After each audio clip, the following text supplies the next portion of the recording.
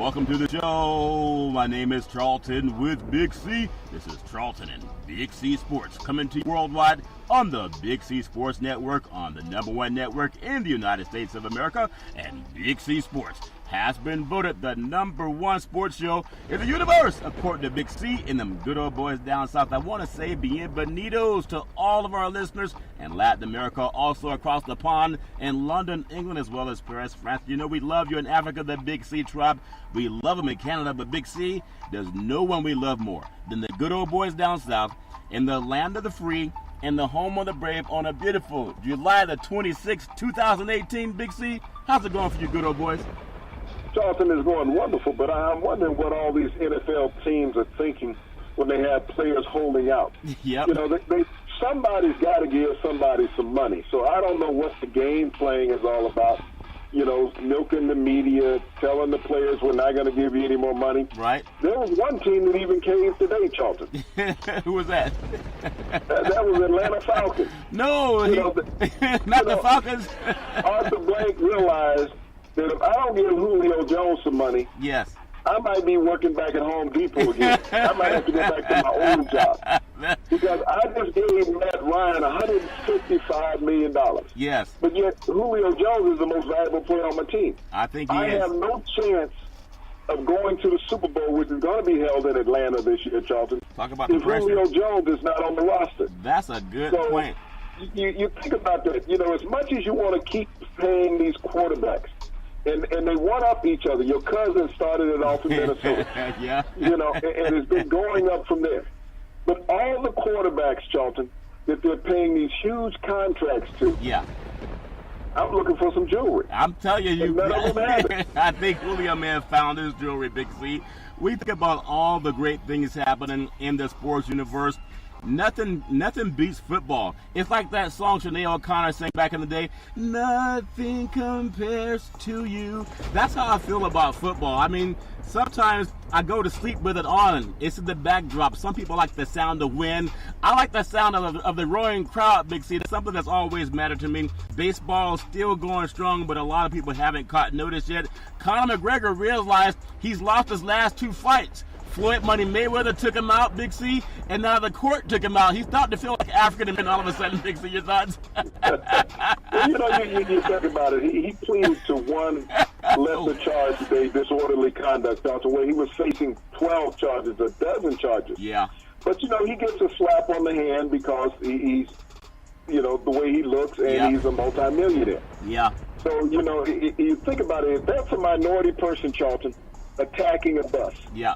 Loaded with people, how much time they would just throw him under the bus? Let's just be realistic. Oh, yeah, about it, we know. Yeah. But Conor McGregor is able to go in and plead. He still gets to keep his passport. He still gets to fight. Oh, yeah. So they didn't do anything to this lifestyle, Charlton. No, not at all. When we look at how the justice system treats minority people, say if he was Hispanic, Charlton. Yeah. As much as the backlash that we've gotten from this administration about Hispanic people, Conor McGregor technically is white. Yeah. But we didn't hear anything from the administration about him attacking people on a bus. Nope. If that had been a Hispanic person, Charlton, who had came to this country on a visa or whatever, they'd have been talking about deporting him, Charlton, taking away his travel visa, all of that. Yep. So you have to be realistic about how the justice system operates, Charlton. Yep. It's not 2-tiered, it's 3 and 4-tiered. No. And it all depends on your complexion because Conor McGregor committed a criminal offense. Yeah. You know, you look at NFL players who commit lesser offenses, Charlton, and they get suspended 4 games. Yeah. Conor McGregor gets a slap on the wrist, misdemeanor, no criminal record. Now, that's the thing that appalls me. Yeah. Everyone saw this on television, on various news outlets and sports shows, Charlton. Yeah. He committed a criminal offense. Yep. But his record will be exonerated, Charlton. He'll do no jail time. He'll have no criminal record. He basically he pleaded to to mischief. Yeah. That's all he did. Yeah. That's what a child does is mischief when they go and sneak into the cabinet and get some cookies at 12 o'clock at night. Yeah. That's mischief, okay? It definitely Not is. throwing a hand truck at a bus and injuring somebody. Yeah, and that's a serious crime, but sometimes you get away with it if you have the right skin color. I do want to say today's segment is sponsored by your Northern California Cadillac dealers, home of the all-new Cadillac Escalade, the standard of the world. And when you go by and test drive yours, tell them Charlton and Big C sent you. And I got to bring it up because we've been talking about criminal justice reform. And I think people saw it today with Conor McGregor. Now, I'm not being flippant about this. We've seen so many African-American kids being murdered by law enforcement for running away or using their cell phones. And they say, oh, I thought that was a gun. And they've lost their lives over it. So here's Conor McGregor that assaults a bus, threatens another person, very menacing behavior, and then some people were actually injured when he threw the entrapment that he threw the hand truck into the bus. If you've ever been on airplanes, you know, that's what they take your luggage in at times if they don't have the bigger cart. And what criminal justice reform is for people that say, well, why do we keep taking a knee? It's because the New York Jets, they had a cornerback by the name of Rashard Robinson suspended 4 games for violating NFL substance abuse policy. He had marijuana-laced candy in his car. It's still an ongoing case, but he lost 4 games, meaning 4 paychecks. That's analogous to Conor McGregor losing 4 fights. Not only does he not have a criminal record, he's not losing out on any fights, and he gets a slap on the wrist. I wish that the courts would treat every black male the same. Big C, that's not too much to ask. Your thoughts? Well, no, Charlton, it is a lot to ask. I mean, we live in the land of the unfree and the land of the semi-brave. I mean, we have to be honest about that. Everyone is not free to do as they choose in this country, Charlton. You know, it's an anathema of words when you think about it. Yeah. Conor McGregor is a foreigner. Think about it. He's not an American citizen. Nope. So when you talk about immigrants, and this is what the administration said, they wanted these types of looking immigrants in this country.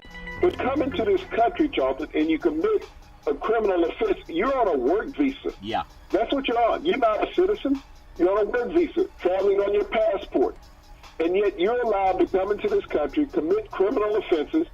You don't get a criminal record behind it, Charlton, and yet you're still allowed to fight whenever you want to fight. Yeah. So this is the unjust. As an American citizen, you're not allowed the same latitude that this immigrant is in this country, Charlton. Yeah. If you're a minority in this country of a darker complexion and you commit that type of offense, you either go to prison or you get deported. Yeah. Conor McGregor is saying, hey, welcome to Washington, D.C. Welcome to America. And I want to just draw a slight contrast to it because we're still talking about this pushback on African-American athletes saying let's end domestic violence, let's end racism, let's end sexism, let's end domestic abuse, and let's end violent citizens against other citizens.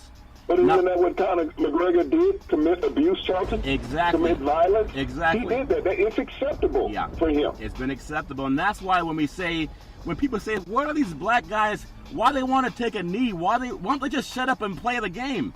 Well, just ask yourself this question, especially, you know, our media brethren. If you saw African-American athletes, let's just take Colin Kaepernick, because he took a knee to bring attention to social justice in ending racism, discrimination, and domestic violence, all that stuff. Plus, he's donated $1 million to help the causes. He didn't just talk. Imagine if you contrast that in your mind. If you imagine if Colin Kaepernick, instead of taking a knee to bring attention to this, if he walked out to the team bus and threw a trolley cart, whatever they're called, a hand truck at the bus, shattering the window of players, and then threaten them to get off the bus so I can, you know, beat you up and put you in a headlock. Imagine if that were caught on TV.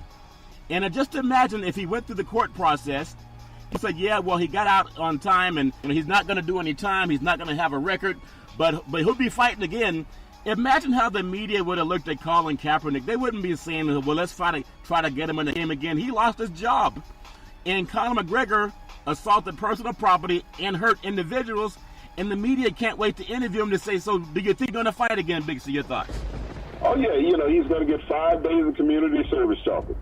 And this is make him more of a draw, in the ring. Yeah. Because here's a guy who beats the system, who comes to America, where Americans live, tax-paying citizens, who are law-abiding citizens.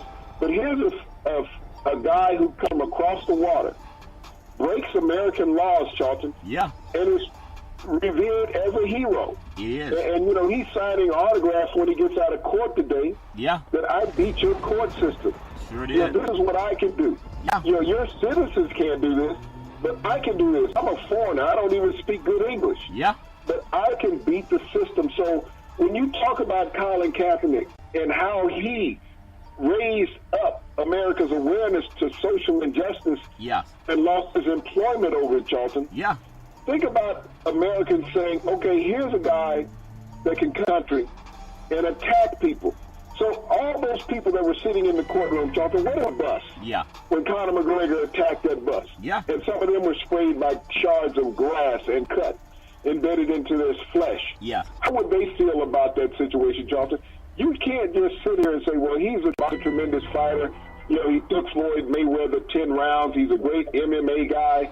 No, he's a mental case. That's a criminal that got all of his felony charges dismissed because he smiled at a judge today, Charles. And what I would say about that's very poignant, Big C. I still remember because I still hear people I'm talking about media brethren, not some guy with a six-pack in the bar saying, man, I don't want to do anything but watch football. I'm talking about media brethren in major markets in California and all over the country. They're still talking about Kaepernick. Well, we don't want to see guys take a knee. We just want to see him sit up and play.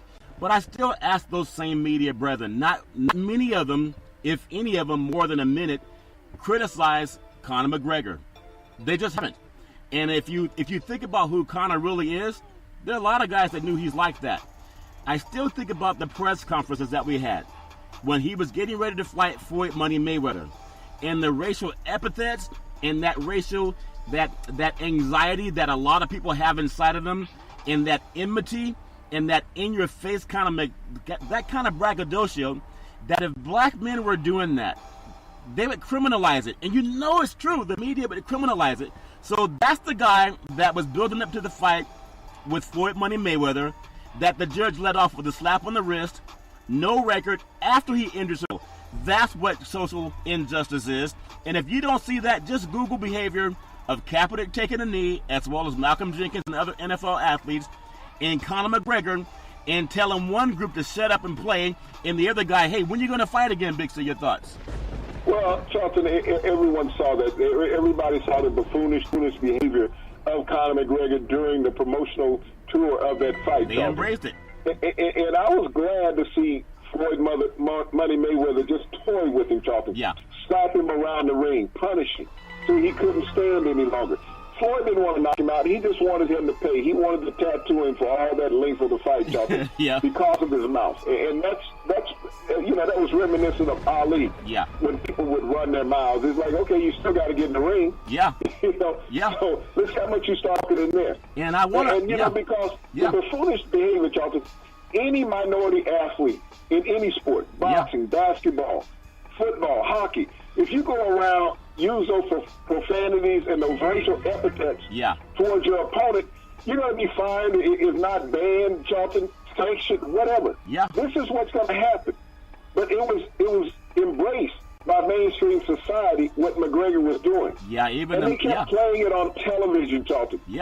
Children were watching this. They didn't care because they were getting their gonads through McGregor.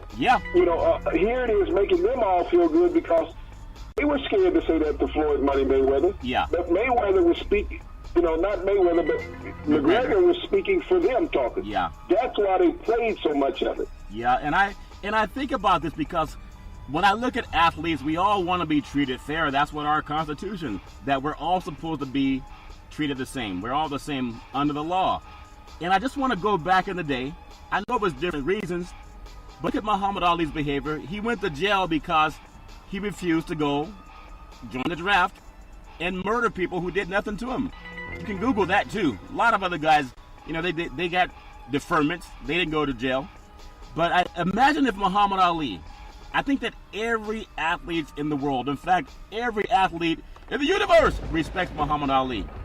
Imagine if Muhammad Ali, who went to jail for standing up for a moral cause, had done what McGregor had did. And Ali went to jail for standing up for a moral cause that he was exonerated for. And here's a guy that comes on American soil, does what he does, destruction of property, injures people, and they still can't wait to see when can we get you back in the ring. That's another form of social injustice. I just hope that a lot of people pay attention to that, because he will fight again after he does a lot of media, publicity to get more people riled up into it. But I would just hope that young black kids can be treated the same by the court system. It's as if it never even happened, Big C. I want to bring up a couple of things about the world of sports. When you think about some of the athletes right now to the day and age, and we think about the thing with Julio Jones not holding out anymore because they did what you just talked about. They gave him the money that they never made Matt Ryan beg for. You pay people because you like what they do. And Matt Ryan didn't have to beg for anything, but Julio Jones is the most valuable player on offense on that team. And he came back into camp today because they gave him an extra $2 million. He originally signed a $71 million deal in 2015, and he had $47 million, guaranteed. What took Blank so long, Big C? Your thoughts? What took Blank so long? Didn't take him any long time at all, because the day was opening day of training camp. Yeah. Blank just realized and said, hey, I don't stand a chance. I got a rookie wide receiver on one side yep. that we don't know what he can do. Yeah. I have tight ends that really have no all-star lineage about him, Charlton. No. I got a quarterback that this wide receiver has helped make, who is one of the top 2 or 3 receivers in the entire NFL, Charlton. Oh, yeah. Perennial all-pro. Can't cover him one-on-one. No. He's an outlet for any quarterback, Charlton. Yeah. And he just said, hey, I want to make you see how good Matt without me. Yeah. That's all Jones was technically saying, Charlton. He wasn't saying that I'm just holding out for the money. Is that you say that this guy is worth $155 million. Yeah. Let's see how good he is without me. Yeah. How he moves the sticks without me. Players with leverage, Charlton, they don't come out and verbalize it because, it's not good to talk in the media about other teammates. Yeah.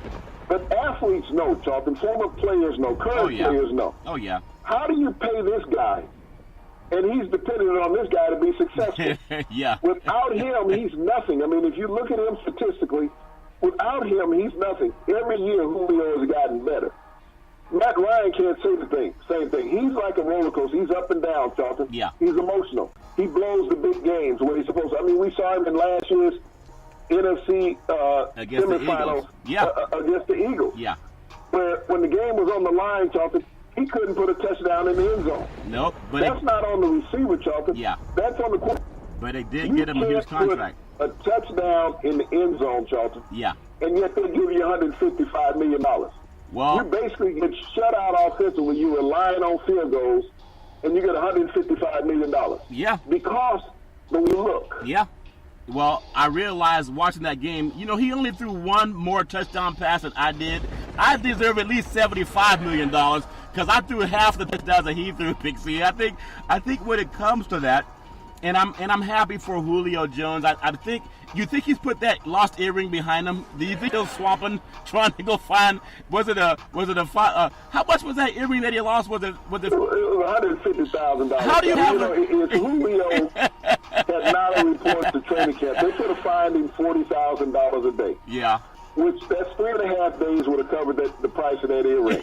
but Austin didn't want to go back to work at Home Depot where he started out. No. He still wants to sit in the luxury box, at that new dome stadium in Atlanta. Yeah. That's what he wants to do. Yeah. And he wants to sit there and cheer on Julio Jones. Yeah. And so he found $2 million. Because think about it, they had just signed the GM and the head coach, Tom Dimitroff and Dan Quinn. They signed them both to 3-year contract extensions, Charlton. Yeah. Yep. They were able to find money for everybody. Yep. And they're saying, well, if we sign Julio, then we may not be able to sign some of these role players that we have. Yeah. It's called restructuring the quarterback's contract. Yeah. It always amazes me as much as people love Tom Brady and dislike Tom Brady. Yeah. His teammates have always loved him, Charlton, because he keeps restructuring his contract, taking less money. Now, I'm trying to equate it. Matt Ryan got $155 million. Yeah.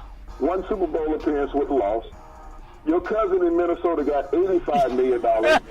Yeah. No Super Bowl appearance, not even getting a chance to get a loss. So we're the same category. I deserve $85 million, Big C. I haven't won a Super Bowl either. When you look at those two quarterbacks, Charlton, Yeah. in the last two Super Bowls, Tom Brady's 1-1. Yeah. Made just under $15 million last year, Charlton. So he's broke? Is that what you're saying? Tom Brady's broke? No, I'm taking these two quarterbacks Yeah. that you have, and they're both making $27-28 million. Yeah. They're both making double the salary of Tom Brady. And neither one of them have a Super Bowl victory. And it's amazing. Yeah. And their team's not better, which when you say that, you got to listen to it twice, because the best player in the game, whether you say Tom is the top player, or quarterback at least, or in the top 3 or 4, everybody has their own opinion. He still puts his team first. I'll give him credit for that. Where a lot of guys, you think about it, if Matt Ryan played for the New England Patriots, would he do the same thing? And I know people don't want to think about it that way, Big C. They say take all the money you can.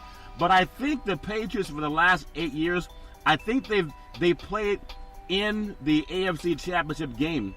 And that says something. But they haven't had the highest paid quarterback during those games. So that's something I love about what Tom Brady does. Now, the Super Bowl is in Atlanta this year, a world-class city. And one of the players that wants to get there also, he did not hold out. We go way up north to the frozen tundra, the land of the Green Bay Packers. And you look at what Aaron Rodgers did, a California kid, grew up in Northern California, went to Cal Berkeley, and he reported to training camp. Now, think about Aaron Rodgers. When you talked about Matt Ryan, he also has a Super Bowl, but they've been very successful, more than Atlanta. He's making about $22 million a year. That's a lot of money. But he's only about the 10th highest paid quarterback in the league, the 10th highest paid quarterback in the league for the Green Bay Packers, and he's willing to do what it takes to take less money to have success. And how come other players don't see what Brady and Rodgers have been doing, Big C? Your thoughts? Well, Charlton, part of this media to say these guys are elitists. And it's hard for me to describe an elite player, especially when you're in the helm quarterback. Yeah. And you're not driving anybody to playoff victories, Charlton, to get it to the Super Bowl. If you've made multiple appearances in the Super Bowl, that's one thing. But you had a one-run job in the Super Bowl in your entire career. Yeah. You had one MVP season in your entire career. So if we take all the players who reached that level, Charlton, that he has reached, because he hasn't reached the pinnacle, he hasn't won, and pay them according to him. I mean, he set the standard he and your cousin did for losing quarterbacks. Right. You're getting $85 and $155 million, for not winning. Yes.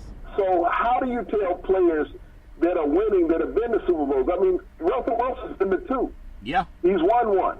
He's not making that type of money, Charlton. No. People are not ranking him as an elite quarterback. Aaron Rodgers has won a Super Bowl. They're not ranking. They say he's an elite quarterback, but he's not being paid at that level. Ben Roethlisberger, he's made 3 Super Bowl appearances, Charlton. Sure has. Has a couple rings. And so nobody is saying, well, he doesn't. And he's talking about playing another 3 to 5 years. Yeah. So when you look at these quarterbacks, Charlton, that are productive, I mean, if you compare Matt Ryan's last playoff game versus Ben Roethlisberger's last playoff game, I believe Ben threw 5 touchdowns and 447 yards in a loss to Jacksonville. Yeah. But he didn't play defense. No, he did not. Matt Ryan threw 1 touchdown, couple of picks against Philadelphia. Yeah. And had an opportunity to score the game-winning touchdown and couldn't pull the trigger. Yep. But he got the huge raise. That's true. Think about that. Yeah. You play quarterbacks that don't succeed. Look what Matthew Stafford got a couple of years ago from Detroit. Yeah. Had never even won a playoff game and became the highest paid quarterback in the NFL. And yet you had quarterbacks in the league that had won Super Bowls.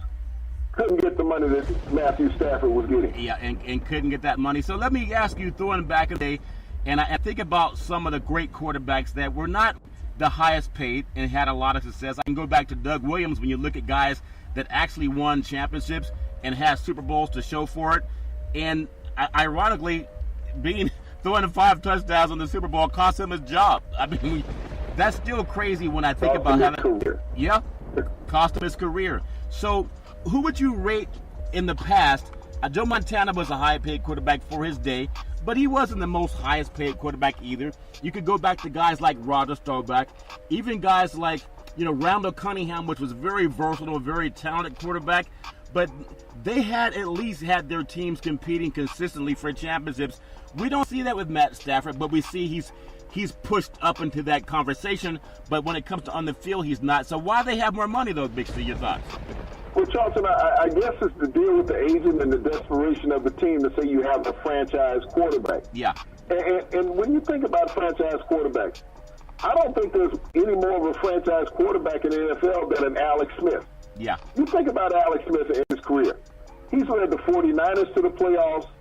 He's led the Kansas City Chiefs to the playoffs, Charlton. Yeah. And he will also lead the Washington Redskins to the playoffs. So is that a franchise player? Has he got to the Super Bowl? No. But he has changed the fate of franchises, Charlton. He goes to Washington and is successful than Kirk Cousins, your cousin. He will be. In his first year in Washington. Yeah. Does that make him a legitimate franchise quarterback? Do you raise Alex Smith up in the talk of all these elite quarterbacks? I think so. I know Washington gave him a new contract, Charlton, but he's never been raised. I mean, he came out in that same class with Aaron Rodgers. Yeah. Aaron Rodgers has won a Super Bowl, but he hasn't been to the playoffs much more than Alex Smith has, Charlton. Yeah, and they're both when California. you look at their statistics, Alex Smith is right there with Aaron Rodgers, Charlton. Yeah, he really is, Big C. And they're both California kids. Alex Smith played down at Helix High School in Southern California. He actually played on the same team as Reggie Bush.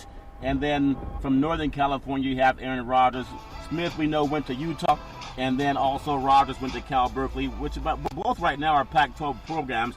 But Alex Smith has always been maligned. I don't know why.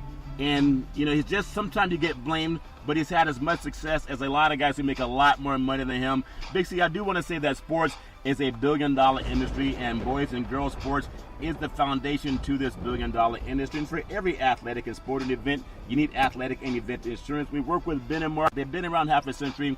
They work with Big C Sports. Whether you're a pro team, a collegiate team, you're a high school team, even your mom and pop soccer leagues, when you reach out to them, let them know Big C sent you. And when we think about Big Ben. We just talked about Ben Roethlisberger.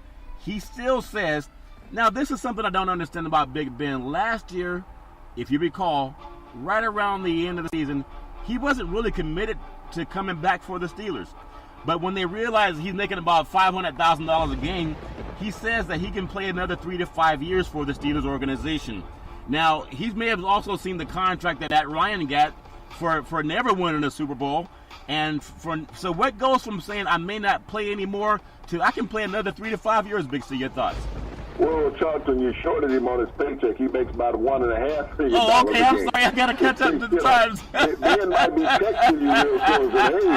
Hey, I was wondering why you texted me. Well, even early in the season, Charlton, when you look at it, and he had a couple of rough goals at it. Yeah. And he was talking about he didn't know if he still had it anymore. There was a game early in the season last year where he threw multiple interceptions. Yeah.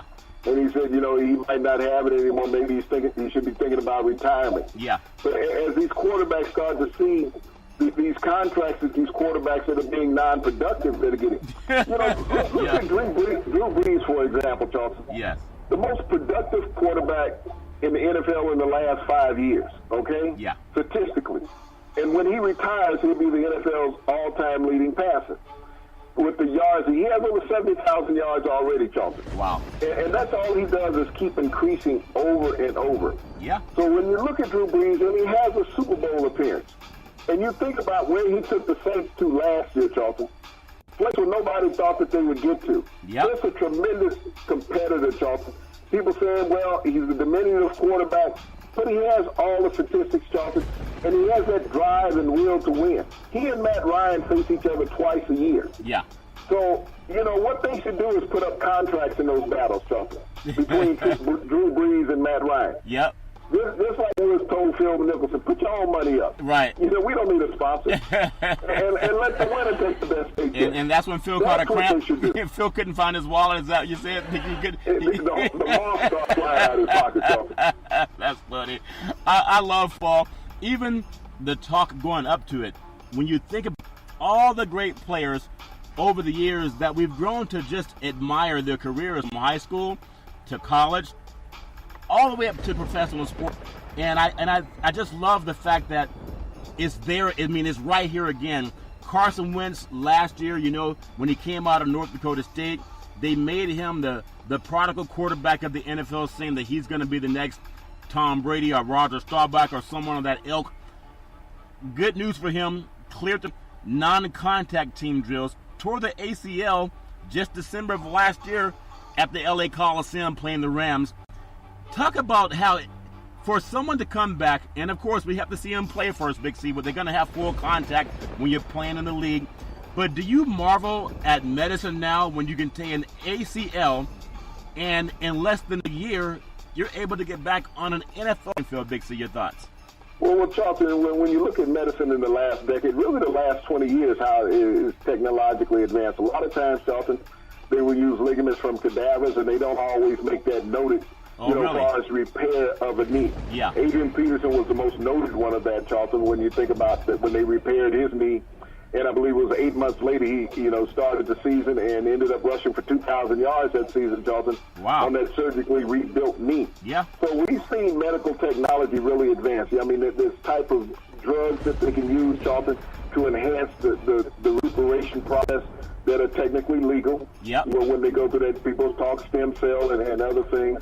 But you think about that, Carson Wentz cleared the play, Charlton. It's not uncommon that ligaments, within 5 to 6 months that a player is ready to go back, Charlton, and potentially have contact. Also, Deshaun Watson was back on the practice field today without brace on, Charlton, on his surgically repaired knee, and we saw how he, was on pace to break all the rookie records, Charlton, as far as what he had done. He had passed for some 1,700 yards in his short stint as a starter with the Houston Texans, Charlton. Yeah. So you think about two organizations, Charlton, with promising young quarterbacks. It's going to be interesting what Philadelphia does with Nick Foles, Charlton. They gave him a pay increase to keep him happy and content. All teams want to have two contracts. But, when those two young quarterbacks get back on the field, Charlton, Carson Wentz and Deshaun Watson, I think you got some electricity playing in the NFL this year, and those two teams will be right in the hunt in their division. Well, they definitely will be in the hunt, Big C. I want to get your thoughts, though. You talked about those two young players. Who do they remind you of in history that came in and really were not expected to have a lot of success in their first season as a rookie quarterback? Oftentimes, some of the old thinking was get a guy, draft a guy out of college, bring him in, let him sit the bench for 2-3 seasons, and then get groomed. I think that's what happened to Brady, even though he wasn't a number one pick. But players that came in and they wanted to sit him for 2 or 3 years, and now you have guys coming in out of college. I mean, just out of college, stepping onto an NFL field, and now people are saying they can play at even a Pro Bowl level. Big C, your thoughts? Well, when I look at Carson Wentz, Charlton, he really reminds me of Ben Roethlisberger when he went to Pittsburgh. Oh, really? How that team elevated and galvanized around him. And they went to a Super Bowl, Charlton. And you saw that last year with Philadelphia, even though Nick Foles was the quarterback pulling the trigger when they got to the Super Bowl. But you saw the pass that Carson Wentz had on him. Yeah. He was playing in MVP caliber football, Charlton. Was leading the league basically in every offensive statistical category. Yeah. So, he really drove that team, Charlton, and had them on the right path. And that's what made it really easy for Nick Foles to step in and continue that plight to a Super Bowl victory. When I look at Deshaun Watson, I got to go back to Russell Wilson. Even though he's more diminutive than Watson, but you look what Russell Wilson did in Seattle. Yeah. As far as he turned around that offense as a rookie, they put him at the helm, and all Seattle did was progress as an organization, Charlton. With Russell Wilson, you saw the maturation of him in Seattle, and you saw the same action last year in Houston. And especially the game with Seattle and Houston, Charlton, that was the NFL's best game of the year. Yeah. Between Deshaun Watson and Russell Wilson. You had two quarterbacks, Charlton, with just lightning on the field. I mean, when you sit back and you look at great performance, Charlton, it's hard to find a game. I'm going to put that game in the top 5 quarterback duels of all time, NFL history. And ironically, Deshaun Watson set all the rookie quarterback records in that game, Charlton, rushing and passing. Against that defense of all teams, too. So let me let me bring it to you this way. When I look at a guy like Kirk Cousins, as you say, Kirk Cousins is obviously your cousin, and you guys don't look the same, but how does the mother explain that she has two children and one comes out looking like sexy chocolate, the other comes out looking like sexy vanilla? Mama got a lot of explaining to do, Big C, but when you look at the contracts, they're in the same echelon when it comes to contracts. But no one can say that they've outperformed. I mean, Cousins can't even mention his performance being on par with Wilson. Even Watson, even though Watson has to do it more than just what he did last year. But I still think that when you throw the money at athletes, you at least want to be able to Google what they've done. And when I look at Kirk Cousins, give him all the praise in the world for not even being a 500 quarterback, but he's getting the kind of money as if he's already won a couple of Super Bowls. And how do those other players feel about that, whether it's Wilson or Wentz, who's only had one season as well? How do they feel when a guy that doesn't win, even Alex Smith, how do they feel when Cousins gets that kind of money and Minnesota almost went to the promised land? Your thoughts? Well, if you look at Jared Goff, Charlton, in Los Angeles, Jared Goff was the same quarterback that Kirk Cousins was 2 years ago. All of a sudden, he stepped out in his second year in the league, and look at what he took the Rams and what he became as an individual. In 2 years. And you look around the league, Charlton, at Wentz, Goff, many other quarterbacks, Charlton. Kirk Cousins has labored in Washington. Yeah. And love the excuse that the media use, that his supporting cast is not that good. Maybe he's not good for a supporting cast. Yeah. They run out of excuses this year, Charlton, sending him to Minnesota. Yeah. There's no excuse for Cousins. I mean, we had a team in Minnesota last year with a quarterback that nobody wanted in Case Keenum. He kept winning. It was 13-3, Charlton. Yep. 13-3. Statistically, he was as good as any quarterback in the NFL. Yeah. Touchdown, turnover. Now you bring in this guy that you say is worth $85 million. Yeah. Because he couldn't win with the team that he was on. Snyder's now team. Now you bring him to an NFC championship team. Yep. That played in the championship. So as the Minnesota Vikings, you have no excuse not to make the Super Bowl in Atlanta. No, they because don't. You were one game away from that. And now you say you brought in the best quarterback available in the NFL. Yeah. In Kirk Cousins. And so if the Vikings are not in Atlanta, Charlton, come Super Bowl week, playing, not watching, but playing, what is Kirk Cousins worth now? That's a good he point. should have a clause in his contract that he got to get back and half the money. No, that's not going to happen. He's going to ask for more money. But that shows you that sometimes we always talk about substance abuse and drug testing the players. Sometimes if they ran that same drug test on some of the owners, do you think they'd find that some of these owners would also be banned for against Big C? Well, Charlton, you can't go to Indianapolis to do that. You can't do that with everything. You can't do it in Arizona with ownership out there. No, can't do it. There's several teams that you have to bypass. Yeah. Because automatically you know that they're not going to pass the drug test. Yeah, I think they should start holding ownership to the same accountability. If you're giving players a lot of what they call a magnifying glass to stand under, give the owners that same magnifying glass and see what happens to them. It's almost like Trump's attorney, Cohen, was audio taping conversations with POTUS. Why do you do that? You do that because you know who your client is, because not because you're just an innocent person. If the courts can audio tape, whenever you go to court, they have someone who are taking down, I think they call court reporters. They're taking down everything you're saying. They also record conversations.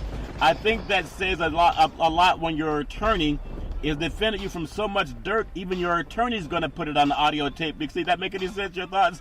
Well, Charlton, you don't go into a snake pit without gloves on, no, okay? Right. And you want to make sure they're still alive, so you get penetration of it. That's so, that's the thing that you're looking at. And everybody knew what they were dealing with in that relationship, Charlton, in New York. Yeah. I mean, here's a guy who's been that for a long time. Yeah. And, as an attorney, you got to make sure that you have something to fall back on. Yeah. And that's the reason for that. Yeah. And, I'm imagining you had tapes running from both sides, Charlton, not just one side. Oh, yeah. But from both sides. I just thought it was funny. So, it's that I keep hearing that, people keep saying Michael Cohen released the tape. He can't. By law, he can't. Otherwise, he would have been sued by now. Yeah. Okay, attorney-client privilege means that the client owns the privilege. Big C. Okay? Big C. It says attorney with the client privilege. Think about it. It doesn't say client-attorney privilege. Yeah. It says attorney-client's privilege. Yeah. So the client is the only one that can release that. Well, so this was a release by the client to get in front of the media, so to say that he can't bring anything out on me that would shock the public. Yeah. Okay? I think that's I'm funny. I'm going to release this and play coy and say, I can't believe my attorney will turn on me like this. Yeah, isn't that funny? A guy who's been accused of so much says, I can't believe that this guy who's kept me out of so much dirt is recording the conversations. And it's funny, he hasn't threatened to sue him yet, but, all's fair in love and war. I do know with a lot of great things happening in the sports universe, a lot of great things happening in the world of NFL, but I know we were touching slightly on college football because both, for anybody who loves the sports business, college football and NFL football, they are right there. One of them you get paid. Let me rephrase that. One of them you get paid more money in college and NFL football. Let's say you get paid more money, but no people are getting paid, okay? But the world of college football, and all the debate, I was telling the other day, I was watching the 1986 Orange Bowl. It was the University of Oklahoma versus Penn State University, and it was a fantastic game. I just can't get enough of how exciting the game of college football is. But I also want to bring up the fact that all the media conferences are happening. Media Day happened out here in the Pac-12. It's happened in the SEC down in your neck of the woods. But when I throw you a thought of who is one of the top quarterbacks throughout history that makes you think, you know what, I love watching that guy play. Of all the top programs, if we bring up some of the names of these programs, which ones would you say, it's just an opinion, could crack to say the top 20 of the best college football programs of all time? And some people immediately lead to the University of Texas, that team led by Coach Mack Brown. They beat USC at the Rose Bowl. It was Reggie Bush versus Vince Young. Both guys were up for the Heisman Trophy. Both teams were having low winning streaks coming into the season. And Texas snapped USC's 35 streak of all places at the Rose Bowl in Los Angeles. How would you rank that Texas team that saw Vince Young go for over 400 all-purpose yards and still has the skills to play NFL football but is not getting much look at all? Big C, your thoughts? Well, Charlton, I got to go back further than that. I got to go to the University of Oklahoma, coached by Bud Wilkerson. Yeah, and I know you're too young to know about that. They won 58 consecutive games, Charlton. Yeah. 58 consecutive games. And so, I mean, a lot of people only understand what they've seen on television, the highlight shows. Yeah. But you got to really understand football in depth when you look at these great programs of the past, Charlton, that have gone out and had these tremendous runs. I mean, we can all find errors in teams of players that we like, but I don't care where you are. You win 58 consecutive games, Charlton. That's winning. That's winning. And so you're not playing with the same players all the time. You got to understand, that's back in college football, only played 10 games a season. Yeah. So you're talking about going basically 6 years without a loss. You had players that went through your program twice and never lost a game. You had two freshman classes, Charlton, that never lost a game. And ironically, freshmen couldn't play in that day. Yeah. In Charlton. So actually you had three freshman classes that never lost a game. So by the time they were sophomores and got a chance to play, they didn't lose games. Yeah. So, that's consistent. I mean, we see players and they have a highlight game where they go out and they make records and, it's like, wow, how can you ever doubt this player, Charlton? Yeah. But, you can go back and look at the Pony Express at SMU with Dickerson James and McElhaney at quarterback, Charlton. Yeah. This team was just lightning. I mean, they were the best team in the country and should have been the national champs. They had a tie game, Charlton. And Penn State won the national championship with one loss that year. A game about the media. Yeah. Not about what team was the best, but it was about who the media, had a fanfare with. When I think about individual performances of quarterbacks, I got to look at David Klingler and Andre Ware at the University of Houston. Yes. And, they were unfair to college football, Charlton, because these guys in the run and shoot, you got quarterbacks passing for over 50 touchdowns, Charlton, in a season. Yeah. It was unbelievable. You had the kid out of Hawaii a couple of years ago, Jimmy Chung, Charlton. Yeah. Did the same thing, 50 touchdowns. So when you look at great performances, Barry Sanders never played for a national championship in college, Charlton, but he held a single-season rushing record. Yeah. And so how can you doubt Barry Sanders as a great performance? And he ran against everybody. Ron Dane was the all-time leading rusher coming out of Wisconsin in the Big Ten. Yes. So when you look at these athletes, we can look at one game, but we have to look at the body of work that was consistently done by players, Charlton, over time. That to me is what's more impressive than seeing a game where somebody has a highlight game, Charlton, but through the season they had some low points where they barely snuck by. Yes. When I look at what somebody does, consistency with longevity, that's what I always enjoy. Marcus Allen, you think about him. Here's the only back, Charlton, to play in a backfield that had 200 trophy winners. Yeah. At the same position. USC, yeah. He blocked for Charles White, turned around and broke all of Charles White's records playing the same position the next year, Charlton. Yeah. So when you think about what players do that, is unbelievable and unparalleled, every year in college football is always that highlight show that you can sit there. You're talking about watching, I think, the 86 or 96 Orange Bowl? 86 Orange Bowl. 86 Orange Bowl. You can go up and down the ledger every year and find these great performances and wonder how these guys are not playing in the NFL. How was it overlooked by television and not put on as a featured, primetime game? Yeah, that's very true. And when I think about some of those great players, and even I look at Urban Meyer, some of his team. You talked about Oklahoma, and I think you said 58-game winning streak down at Oklahoma. That's a lot of winning, Big C. And I even look at how some of the teams would rank against those teams. If you look at Urban Meyer's Florida Gators from 2008, and they won a national championship, they scored about 600 points, 611 points that year.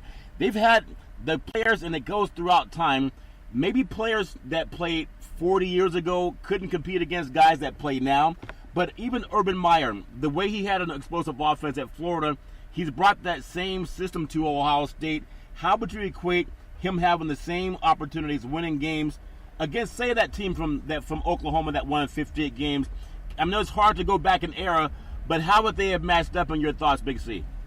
Johnson, you don't even have to go back that far with Urban Meyer. You can go back to the 80s.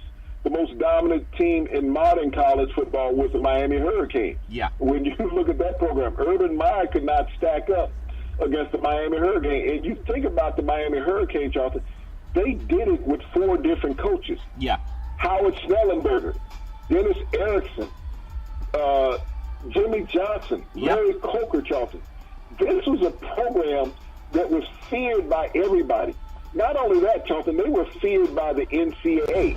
When all the rules changes came into play, Charlton, they were based on highlights from the Miami Hurricanes. Yeah. So when you think about the best team in modern football, I don't think that USC could have played with them. I don't think that Texas could have played with them.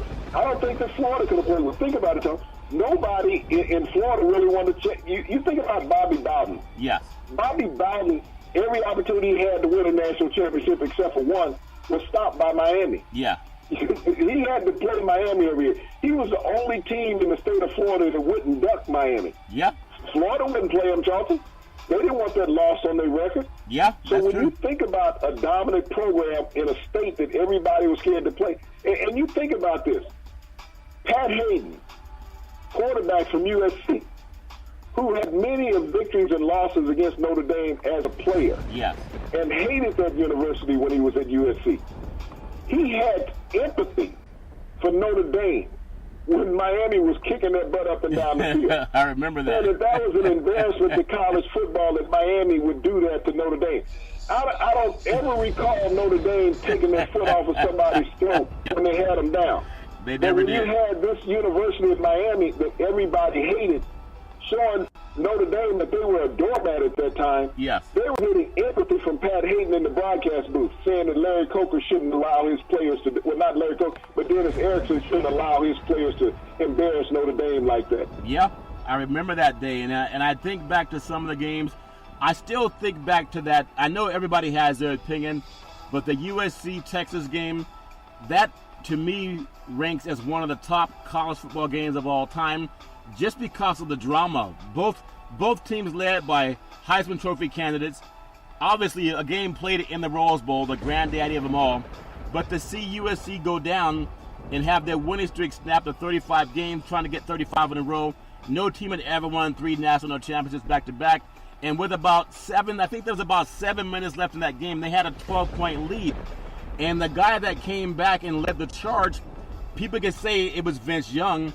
But again, it was really Pete Carroll for not having the best player in college football. Allegedly, it was either Bush or Young. He was not even on the field in that game.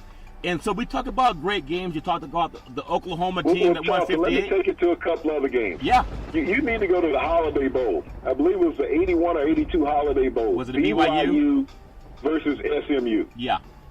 Steve Young versus Eric Dickerson. You talk about one of the greatest bowl games of all time. And this is what I talk about when the games I put in prime time. Yeah. You go there and you pull that game up on your tablet. You'll take that Rose Bowl, Charlton, regardless of the win streak being broken, and move it back a notch. Yeah. That, Charlton, was one of the most electrifying games of all time because you're talking about a running team versus a throwing team. Yeah. And it came down to the last possession of the game, Charlton. You got 100 points being scored in the game. Yeah. 100 points being scored in the game, Charlton. 2 outstanding teams. And you think about Eric Dickerson, one of the greatest rushers of all time in the NFL. Steve Young, he was one of the greatest passers in the NFL. Both Hall of Famers in the NFL out of that game. You can't say the same thing about the quarterbacks in that USC-Texas game. But you go to that game, Charlton, and you think about it. You talk about the star power of Reggie Bush. Yeah. Couldn't hold a candle to Eric Dickerson. You talk about the star power of Vince Young or even Matt Leinart. Matt Leinart. Yeah. They couldn't hold a candle to Steve Young. So when you want to talk great performances, you can't always look at the alleged big-time games between the big-time programs. You got to go and be that aficionado to understand the game. Not only that, they had another Holiday Bowl with Ty Detmer at quarterback, who won the Heisman Trophy, Charlton. Out of BYU. For BYU. Yeah.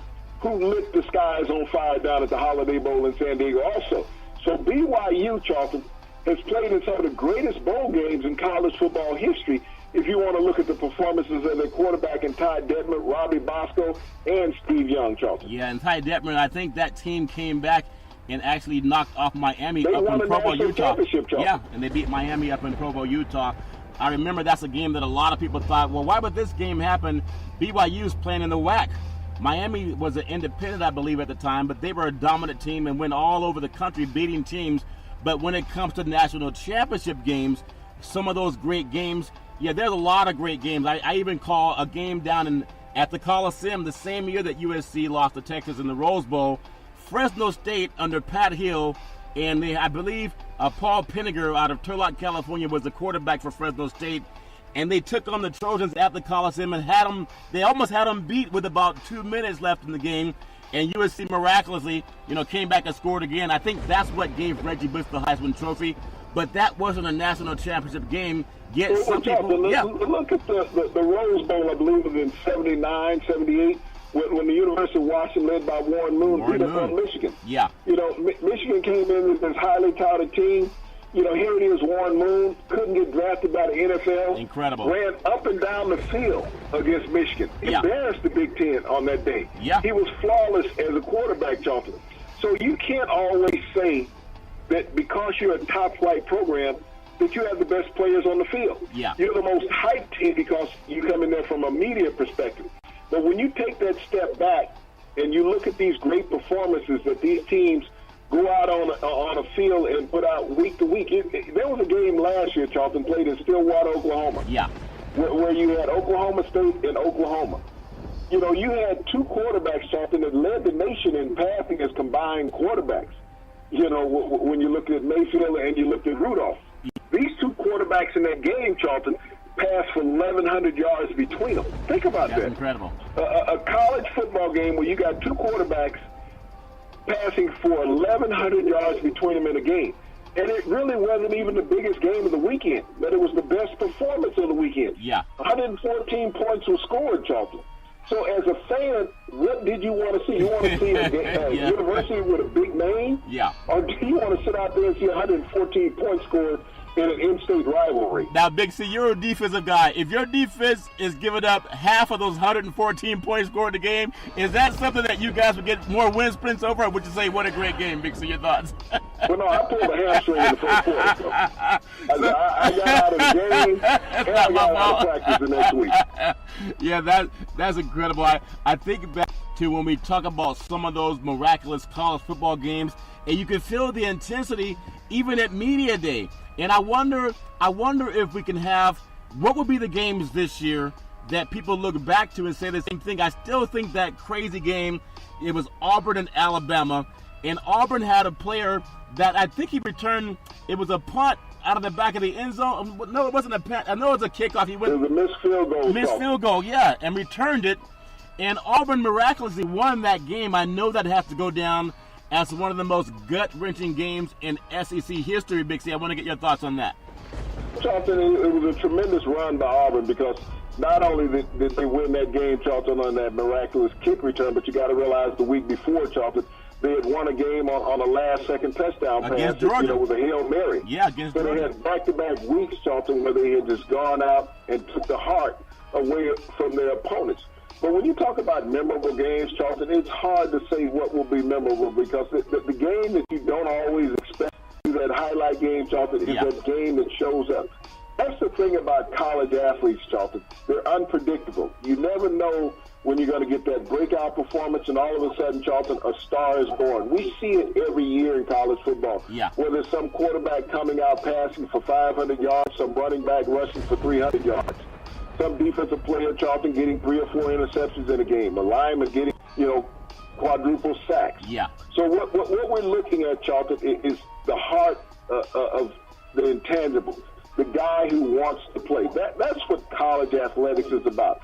The genuineness of the game, waiting for your opportunity to pounce, just like a lion. Yeah. You're waiting on your opportunity, and when it's presented, and we never know when it's going to occur, is that we sit back and we want to resonate and enjoy that performance, Charlton. Yeah, and that's the thing I love about the pageantry, college football. We talk NFL football. We know NFL is king, but there's something about that college football that it just has this, everybody feels like they belong. To have stadiums that have between 50 and 100 plus thousand fans at a college game, I don't think you'll see an NFL game approaching 100,000 fans. They could, but they just don't. And there's something about that college atmosphere. Last thing I want to say is for everyone who loves sports, sports is really like the new religion, Big C. It brings people together in a sporting environment that will never get together in church, that won't agree on the same politicians, that won't vote for the same president, sometimes won't even live in the same neighborhood, but they'll go to that stadium and they'll put on those team colors, and that's what brings our society closer together. That's why I always want to use sports as a way of saying it will unite people, no matter what you are, what color, what gender, what religion. I think it's a fantastic business, and I love being part of that. Big C, speaking of sports, back in the day, there was a man by the name of Drew Bundini Brown. He was known as Muhammad Ali's right-hand man. He would always tell Ali, with all you got to use, how can you lose? Rumble, young men, rumble. Big C, what are you looking forward to in the sports universe? Well, Charlton, what I'm looking at is the trade deadline coming up in a week here in Major League Baseball, Charlton. Teams are making moves. The Yankees have made moves in back-to-back days. They picked up a starting pitcher today. They picked up a relief pitcher a starting pitcher today from the Toronto Blue Jays. They picked up a relief pitcher yesterday.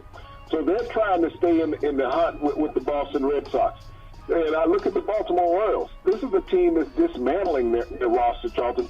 So when I think about baseball and those who continuously try to win and then those who don't try to win, Charlton, How do you think your fans feel about you? Yeah, I think they'll find out at the box office, Big C, when they decide not to buy tickets or buying tickets. Speaking of buying tickets, every Monday through Friday at 5 and 6 p.m., follow Big C Sports on the Big C Sports Network, on the #1 network in the United States of America. And Big C Sports has been voted the #1 sports show in the universe, according to Big C and them good old boys down south. As we always tell you, there's never, ever any excuse for domestic violence. If you know any man or woman going through that garbage, please call 911, because no man or woman should ever have to go through that garbage on their own. And as we always tell you on every Big C Sports show, we thank you, we appreciate you, and we hope that you have a super fantastic day.